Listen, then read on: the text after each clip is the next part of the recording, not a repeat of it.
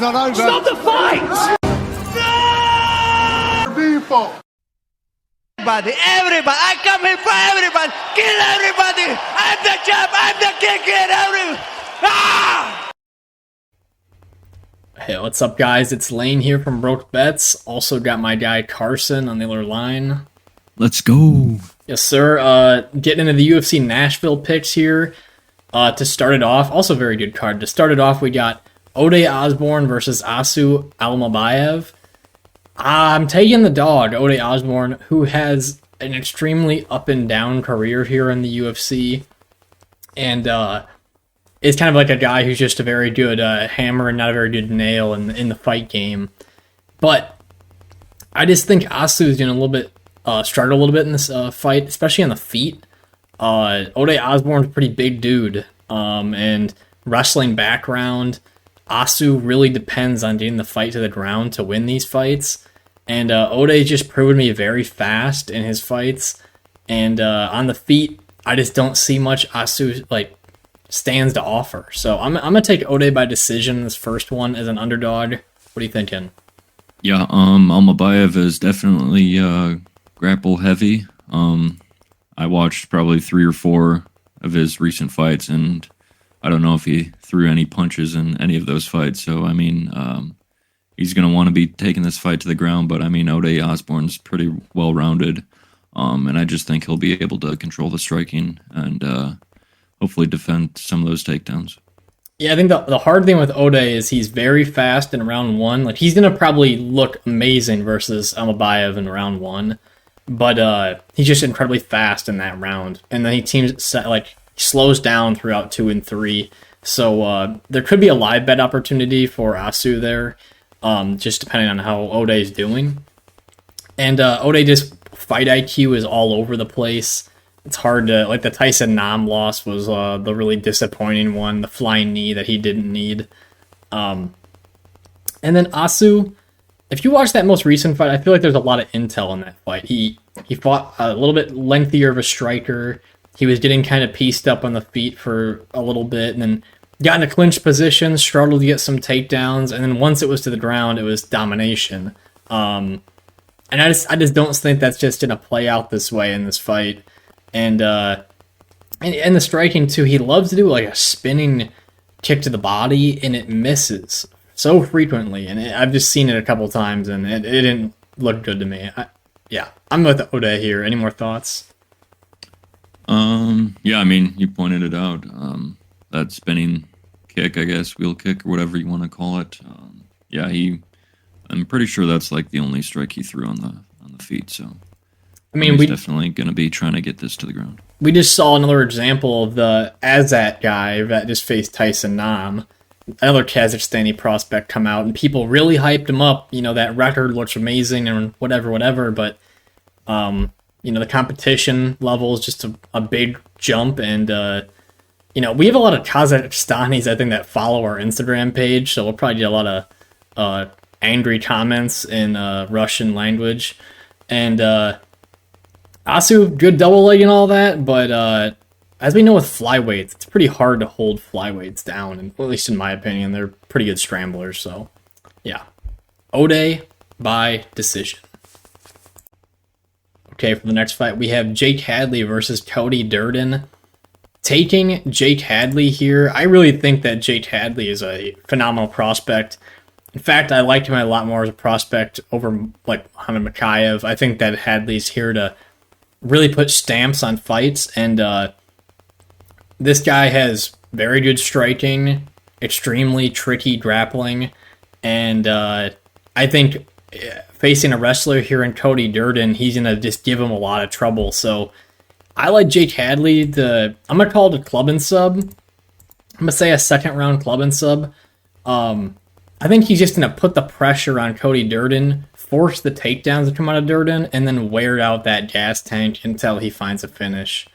What are you thinking here? Yeah, I like Jake Hadley as well. I really like he works the bodies well. He throws a little left hook to the body quite often. So if he throws many of those, I think he can wear out Durden.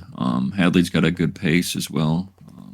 Yeah, I mean, Durden's probably going to be dependent on that wrestling and getting those takedowns. So hopefully Hadley can defend those. And I feel like Durden's been able to, like, I've seen him slow down in fights so many times before, and his body language gets worse. But then also in some of the most recent fights, he's been doing nothing with his ground positions. You know, he had the back of Charles Johnson for like a extended amount of time, but like Carlos Malta kind of was just sitting in his guard, and a lot of his performances wrestling from top control just aren't that impressive. Hadley will just be in his guard going crazy. And if you've seen the Nashville fight, obviously there's not a lot that looks great about that from the ground position. But also, like, look at the size of Nashville in that fight. It was probably a 10-pound weight advantage during fight time. And then there's multiple sweeps. Hadley got an omoplata sweep on Nashville. He took the back one time but got shook off. I think these are just things that if he does with Cody Durden, he will pull off. And like I said, with the striking, the pressure, this guy has phenomenal pressure in his striking, just on the front foot. And like you said, with those body shots that he'd been ripping, Malcolm Gordon talked about like having a hurt liver before that fight, and that was the first target that Jake Hadley went to. Great fight IQ move there. And yeah, I like Jake Hadley here. Any more thoughts? Yeah, I mean, Durden's been subbed, I think three times, and then once as an amateur as well.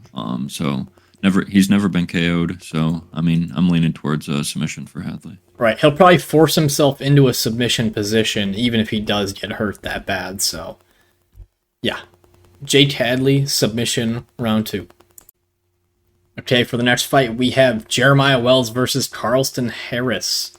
This will be a really entertaining fight. I'm going to take Jeremiah Wells here. This is just I feel like Jeremiah Wells has a timer on his career, though. He has a Dricus Duplessis type style, where he uses so many of these explosive movements, and the difference would be that Wells is really strong on the ground, but just a very unpredictable way, and Semmelsberger had him almost out on the feet 2 to 3 times in their last fight, and Wells just held ground position and won. I do think Carlston Harris will have the grappling ability to stop the takedowns, or at least scramble back up to his feet. As we've seen, Shavkat had tons of trouble trying to take this guy down. The one takedown he got, Harris got right back up. So I think Jeremiah Wells in the first round is extremely explosive, and I do think that he will find the target and continue this strange streak of wins he's putting together. I'm calling a knockout in the first round for Wells. What are you thinking? Yeah, I mean, in that last fight for Wells, I think he got knocked down in every single round, but he had like 11 minutes of control time. So, I mean, he was controlling most of the time in each of those rounds as well. So yeah, those Renzo Gracie guys got great ground control and ground game. Yeah, I mean, he's super explosive in the first round.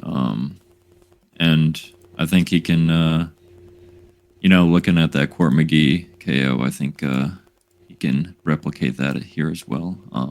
Like you said, Harris has really good takedown defense. I don't know if Wells will be able to get this to the ground. Yeah, I look at Carlston Harris's punches too. Both these guys are just so strange. It'll be a fun fight because they're strange. Carlston Harris winds up his punch like a baseball pitch. Yeah. He like throws his elbow out first and then whips his hand. I don't even know how to explain it. Yeah, and you'll see it. The thing is, like, you telegraph it, and then I also thought that Carlston Harris sits in the pocket too long with his chin up, and I just think if Wells touches that in that instance, he'll go down. And both these guys are kind of old. Yeah, I just don't know. I feel like this fight, it's going to be a fun one though for the first round especially. So yeah, give me Jeremiah Wells knockout first round. Okay, for the next fight we have Raoni Barcelos versus Kyler Phillips. This pains me. I'm gonna pick Kyler Phillips. I love Barcelos. I've always enjoyed watching his fights. I just think that at this age, it's so hard to recalibrate your chin and especially at a lightweight class where being youthful and fast is a big deal. And that knockout versus Umar Nurmagomedov was pretty brutal. Head bounced off the canvas pretty bad. He was out pretty bad. Hard to regain that chin.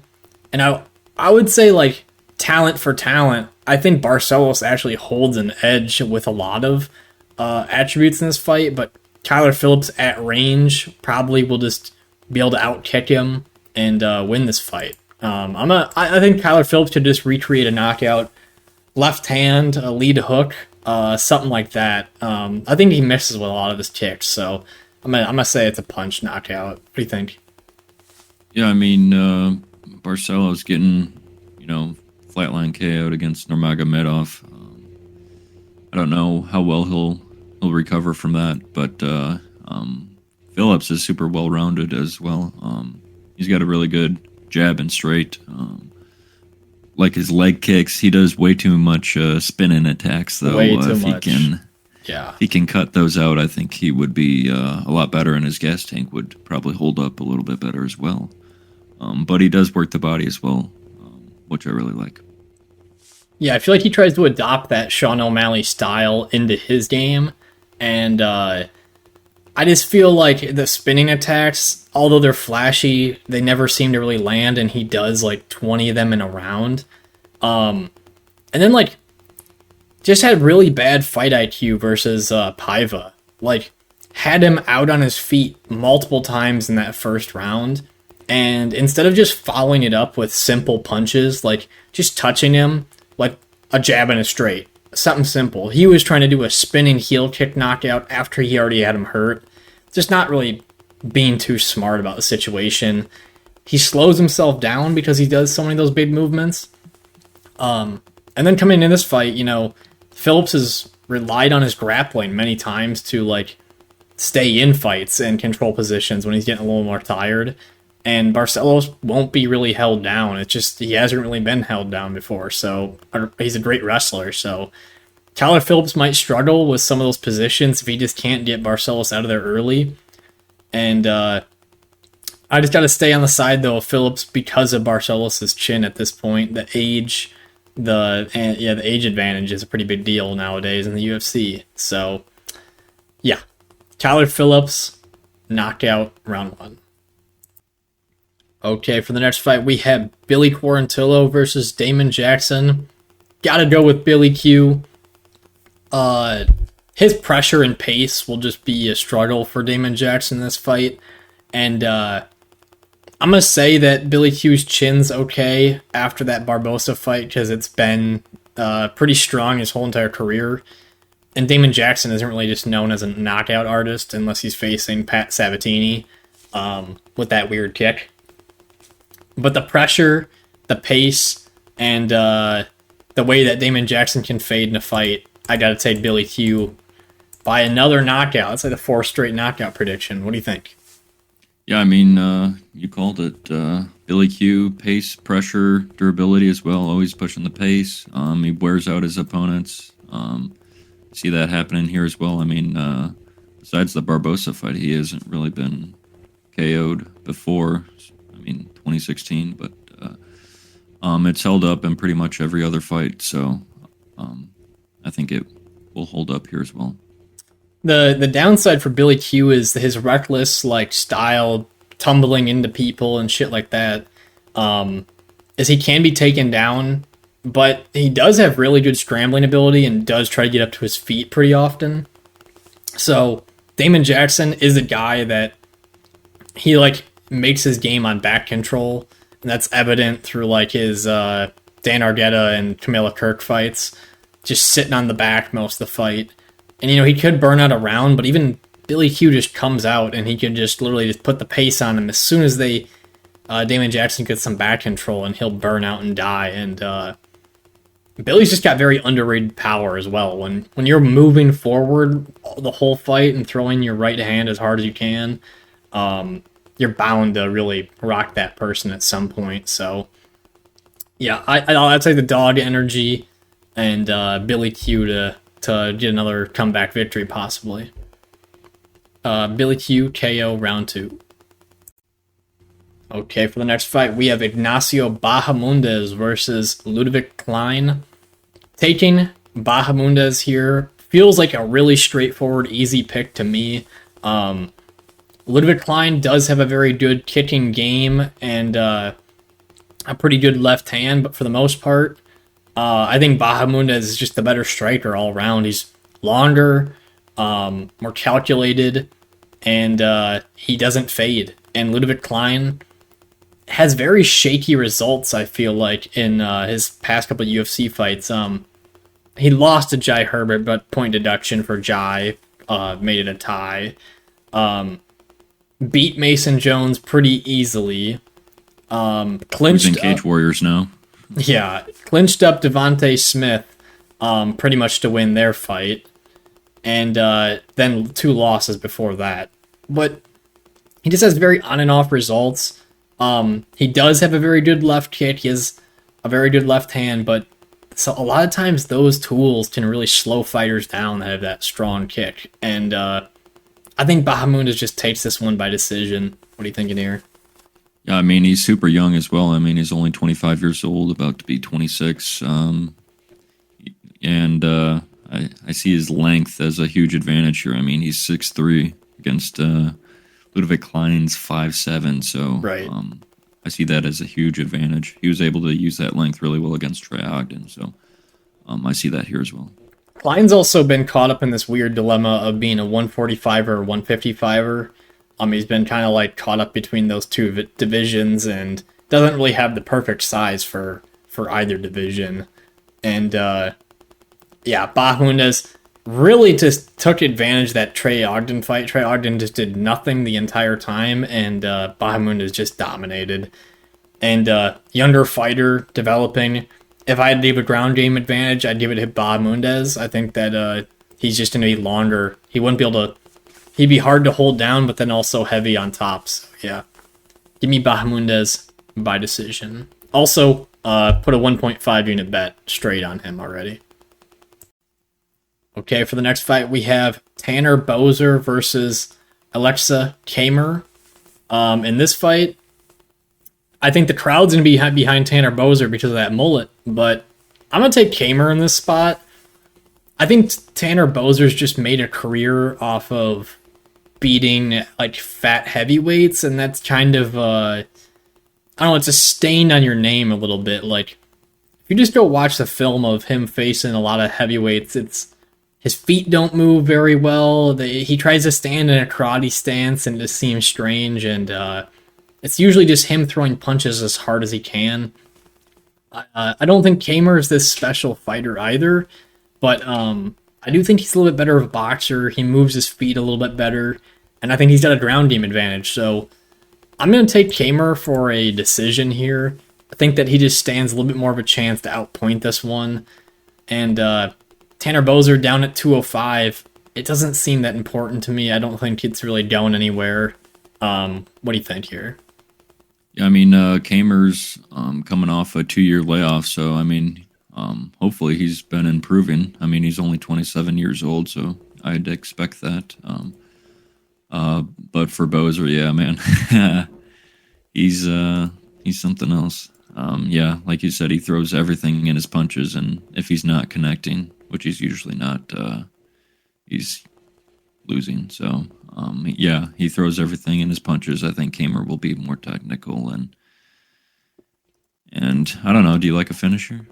I don't really like a finish. I think that Camur doesn't really have a like starch knockout power or anything like that. But Boser, he loves to throw. I mean, if anyone's gonna knock out, it's me, Boser, because he throw, like we were just saying, he throws everything into his punches. He just loves that right overhand and shit like that. I really feel like if Tanner Boser didn't have a mullet, he'd kind of be regarded in the same way that, like, I don't know, Josh Parisian and some of these guys, you know, are looked at. But since he has a recognizable haircut, people will like him a little bit more, you know? I don't know. I feel like Camur's chin held up pretty well as well in the Nettie Mariano fight. Again, this guy took 2 years off, a bit of a red flag, but when you're 25, 26 years old in that little range he's in, taking 2 years off, it's not a bad sign to get 2 years under your belt with more training to come back into a fight. So we could see another like completely different person. If we're seeing Tanner Boser, it's to me the same fucking guy. I mean, he's not going to fight very much different from where he has. So, yeah, give me Camur by decision. Okay, for the next fight, we have Gavin Tucker versus Diego Lopes in an extremely well matched up fight. The matchmakers did a great job here. I'm taking a shot on Diego Lopes. However, I do think he probably should be placed at the underdog price. I think Gavin Tucker technically has a lot of advantages here in the striking. But the size advantage for Diego Lopes will be a big deal in this fight. It's 5'11", a reach advantage, and I think a strength advantage. I think he won against Movsar Evelev. Call me crazy, people, but... You are crazy. No, I'm not crazy, dude. Round 1 nearly breaks the guy's arm. Round 2 clearly loses. Also rocked the guy rocked Evelev in round 1. Round 3, he has a knee bar he almost finishes at the end of the fight, and then a Kimura that he gets Evelev in. And meanwhile, Evelev was just holding him in the clinch, knee bumping him. It's like, what's more important, the 2 almost finished submissions? It doesn't make any sense to me. I feel like Diego Lopes deserved to win that fight, and the judges took it from him. But when you're a minus 900 favorite, people just expect that Evelev's winning minutes when they're in neutral positions. I'm going to take Lopes by a knockout, though. Gavin Tucker has a really good ground game. A really short, dense dude. But outmatched in the size, and his chin has been clipped before. Dan Ede's knocked him out.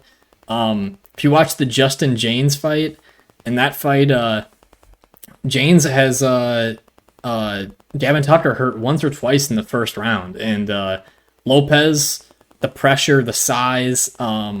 pretty good hooks. I think that he stands a chance to find a knockout here. So what do you think in here? Yeah, I mean, Tucker coming in, another 2-year layoff. Looks like 2.5-year layoff. I mean, especially at that age, 37. I don't know how much he's improving at that age. I like the youth of Lopes. Like you said, he looked good in his last fight and arguably won. So, with that size advantage as well, give me Lopes. Yeah, also just like didn't give up in the last fight. Great sign. I think Tucker at range with the reach advantage for Lopes, it won't mean anything because Lopes didn't use his reach at all versus Evelev. He didn't seem to be very good at using straight punches. He likes to just do right hook, left hook, and he leaves his chin up a little bit in the pocket, and doesn't really calibrate those punches. It's just kind of war mode. And if this fight does go to the ground, I would give the advantage to Diego Lopes, just for his size and submission skills. He retained guard also very well against Evelev. Tucker kind of been known as a guy who has made his name in the UFC for his ground game. So it'd be interesting. I kind of hope we see some ground exchanges. And I think Lopes overall will be a little bit more aggressive, do some more damage on the feet, find that knockout. So Lopes KO round 2. Okay, for the next fight, we have Dustin Jacoby versus Kennedy Nzechukwu. Gonna take Kennedy here, mostly because of a huge size advantage. Kennedy's okay striker, but mostly just he's kind of like Johnny Walker, where he's just so big in this division. Getting a takedown on this guy is really tough. I would give the striking advantage to Dustin Jacoby in this fight, but I think Kennedy's so strong in the clinch, and also has been just like improving on his grappling. I think there's a chance he could get this fight to the ground as well. And I just see him controlling the fight from those positions and taking the decision here. We've seen Dustin Jacoby fade in a couple of these fights now, and I just don't really trust him to be able to make all the moves here. What are you thinking? Yeah, I mean, after that last fight for Jacoby, I mean, I'm questioning his fight IQ. He was obviously down those first 2 rounds, and then in that third round... Shot takedowns, right? Asmat, yeah, he was trying to shoot takedowns for whatever reason. Probably because he was tired. Yeah. So was Asmat. I mean, Kennedy, he's, yeah, like you said, physically, he's massive. He likes to get in the clinch there, and he's got really good elbows and knees in the clinch. He's got some decent straight punches, but I mean, Jacoby's probably technically the better striker. Credentialed. Yeah, I mean, Kennedy he's been hurt in a couple of these fights. Yeah, versus Devin Clark, even- he stepped in. He was just kind of leaving his chin out there, and Devin Clark just stepped in with a right hand and instantly put him on chicken legs. Very awkward situation. Yeah, I mean, Alberg hurt him as well, but don't blame him there. But yeah, I mean, I just think Kennedy will be able to work the clinch a little bit better and do more damage in those areas. I've also really noticed this with Kennedy too. When he gets hurt, ignore the Daun Young fight when he got elbowed in the head, but he has a very, very good high guard just with his forearms. Right. His forearms, this dude's arms are so long. When he puts his hands up on his head, block his head, literally I've seen, Carlos Ulberg burn himself out trying to get a knockout from Kennedy in that position. Couldn't do it. And then even when Devin Clark had Kennedy all fucked up, Kennedy just shelled up on the fence, rope-a-doped a little bit, and was right back in the fight, and then he started beating Devin's ass. So I think he's noticed that clinch position as a strong spot. Like you said, the elbows and the knees. And I think the gas tank's just going to be better. Dustin Jacoby slowed down in the Olajaychik fight, the Mirzakana fight. Even the Roundtree fight, he lost round 3. So, there's a lot of questionable spots there. Yeah. Give me Kennedy by decision. Okay, for the next fight, we have Jessica Andrade versus Tatiana Suarez. Give me Tatiana, bust it down, girl. I just feel like at this point, Jessica Andrade has not shown that she can stop these takedowns. The great example, I think, is the Valentina Shevchenko fight. She's got mauled and destroyed from body lock takedowns, which is what Tatiana's pretty damn good at. And then Erin Blanchfield made pretty quick work of her as well. And then running into punches, also a big thing with Jessica Andrade. She did it versus Blanchfield. She's just getting running into punches pretty frequently. And then the Yan Xiaonan fight, I mean, need I say more? So, give me Tatiana by a first round sub. At 125 or at 115, excuse me. Tatiana's shown really, really good control from positions. She kind of struggled to get De La Rosa down at 125, but every fight I've seen her at 115, she's just looked great. So, yeah, give me that sub. Yeah, for your Andrade against Yao Zhanan, that was Jan's, first KO in round 1 in 8 years or something crazy. Yeah, for a long time. For Tatiana, come on, girl. Just look at her resume. She's beat Aleksa Grasso and Carla Esparza undefeated. She took a however long break that was, 3 years or whatever. But yeah, she looked good in her last fight as well, and I expect her to have the clear advantage on the ground and be able to dominate this. The Crimson Chin is back. Jessica Andrade is it's weird to think that she's 32 years old because it feels like she's she feels like she's about to retire. That's the downturn on her career right now. And in women's divisions, the wrestlers just tend to win, man. They seem to run through those divisions. Andrade has been in the UFC for 10 years, so it's pretty crazy. So, yeah. Give me Tatiana Suarez by submission. Round 1. All right, guys, welcome to the main event.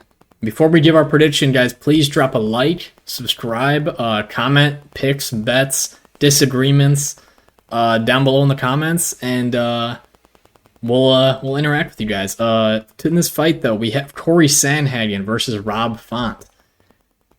Gotta stick with Cory, man. He's a little bit heavy of a favorite, in my opinion, just because of what Rob Font kind of possesses with his boxing. But he's just got more ways to win. And if that comes down to maybe a little bit of wrestling, kicking at range, and that he has a really high fight IQ, and I think that he can take this decision here. What do you think?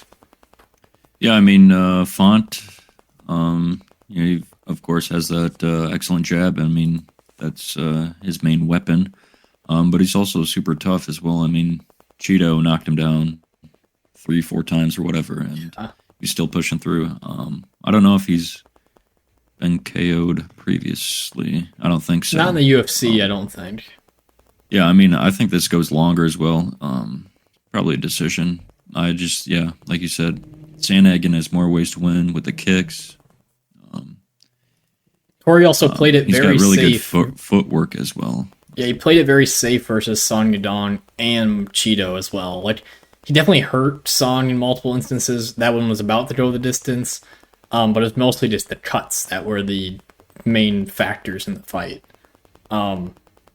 Rob, though, we've talked about this for his last 2 fights. Doesn't take damage very well.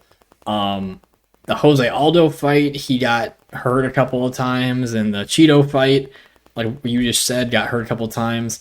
And even in the Adrian Yanez fight, I love that fight for how long it lasted.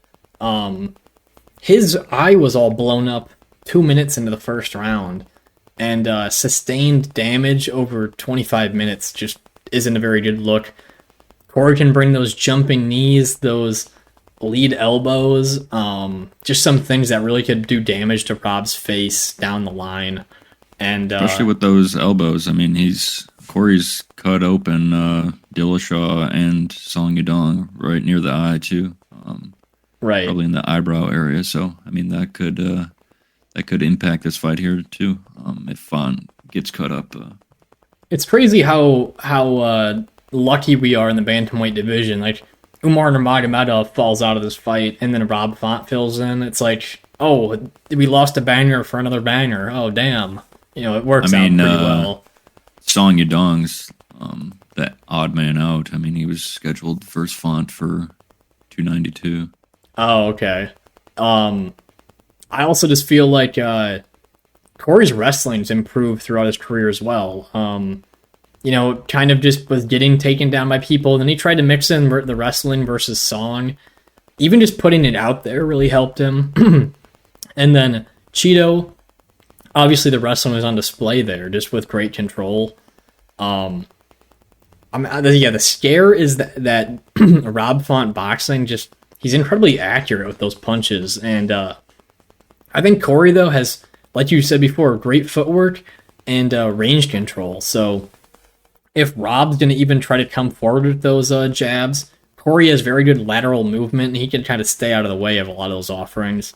And I mean, he's able to fight off the back foot as well, Sandhagen, so I really like that as well for him. And then something you got to do with a guy like Rob Font, at least in my opinion, you got to chop that lead leg if you're Cory Sandhagen, because Rob Font's game relies on that forward pressure. He is so good on the front foot.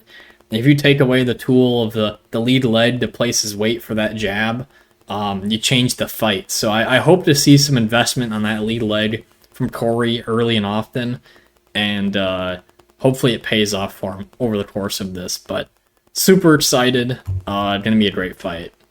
Anything else you got here? Yeah, I mean, I do expect Sandhagen to mix in the wrestling. Even just to throw it out there and keep him guessing, I guess. That's been pretty beneficial for him these past couple fights for him. Right.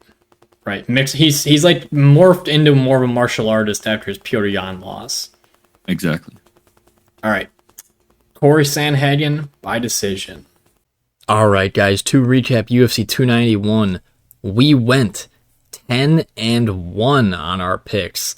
Yes, we only got the main event wrong. Justin Gaethje upset us, but that was the fight, everyone kind of saw going either way. Not mad at it. It prevented the sweep, but it's all right. gained 4.06 units on a 2-card winning streak, put up over 6 units in those last 2 weeks, putting the money down, man, really making it. Only 4 bets too in this one. 3 big bets pretty much. So Holland made it look easy. Chiesa just wasn't ready for, being back in there with a lengthy striker. His body language was awful. And then Holland got that Darce pretty easily. Chiesa gave up pretty fast. I live bet Eros Medic after round 2. I thought he won round 2. He was plus money. Looked like he was going better on as the fight was going further. And I just thought that Matt Semmelsberger was only really using that right hand, and Medic had more weapons, and then he pulled it off. Didn't put much behind it, but I'll still take that profit. It funds some of these other bets down the line. Bonfim and Bobby Green. I mean, Bonfim, see him in that Kopylov bet down there too. Easy money. I mean, that dude really had like a Hamzat Shemaev body lock takedown, and boom, it's over. And the unders with that kid got to play like way too easily. And then, of course, Bobby Green. Tony's just done, dude. His ground game, he got held down. He did nothing. He didn't have any good submission attempts from the bottom. Bobby outboxed him the whole fight pretty easily. And then Kopylov with Bonfim. Kopylov got hit by 1 punch. Other than that, it was all Kopylov. That head kick was nasty. Another really good card with those head kicks. And then going down, the long shot plays. Poirier and Gaethje fight ends in round 4, round 5. Those 2 lost, but we predicted a finish. We just didn't know when. And then finally, Alex Pereira by points. I was just saying this all week. Is just after you get knocked out like that, you're probably not going to rush into range and get caught like he did with Izzy. So he's playing it smart, leg kicking, got through the fight. I thought he won on damage in the third round. Definitely close. But body language is a big deal, and Blachowicz did not have the best body language. Overall, again, really good card. Only 1 fight wrong. And, got the underdogs Derek Lewis, Medic right. Also had some side bets with Derek Lewis, but really small ones. Other than that, stay tuned for the bets video later in the week, and peace.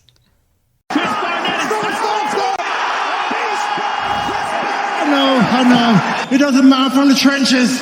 I'm built like this. The old down to me said I couldn't do it. The old said I couldn't do it. Look at me now.